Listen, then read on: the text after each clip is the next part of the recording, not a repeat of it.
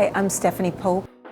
I feel that I became a dancer during the course of the time that I was on scholarship at the Alvin Ailey School. It was while I was in high school, and although I had danced many years before that, I remember one day just looking at myself in the mirror and seeing myself as a dancer. I really don't know how to describe what the feeling was or what I saw in that mirror, but I knew that day that I was a dancer. I really got a chance to see a lot of theater, having grown up in New York, and once I got my taste of it, I just knew that that's what I wanted to do. I started dancing when I was about 8 years old. I mean, these days that's kind of old, but started at 8, and my mom put me in Dance Theater of Harlem. My mom didn't want me to be ashamed of my height, so she put me in dance classes so I would, have a certain way of carrying myself, and never believing or thinking that I would make a career out of it. Big Deal technically was my first Broadway show. That was very short-lived. I think we opened early April, and after the Tonys, we closed shortly after that.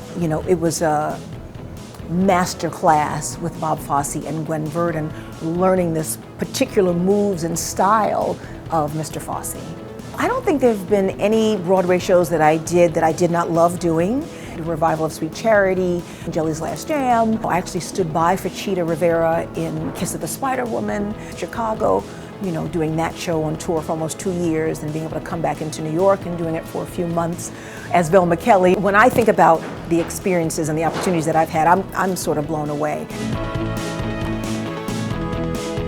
I took time off just to be an at-home mom and to really raise my, at the time, very young daughter. And and now that she's a little bit older, and I just felt the need to reconnect with that part of me that I pretty much gave up when she was born.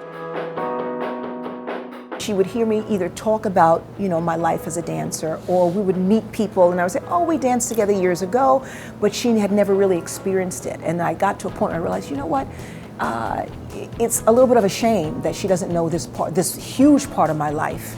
And so I made the choice, with other life changes, I made the choice to try again. This audition for Pippin came about, and luckily Broadway hadn't given up on me. She really, really is thrilled to see Mommy. So she helps me run my lines, and she lets me know when I didn't say the right line, and so really at the end of the day, she's really, really happy about Mom. Yeah.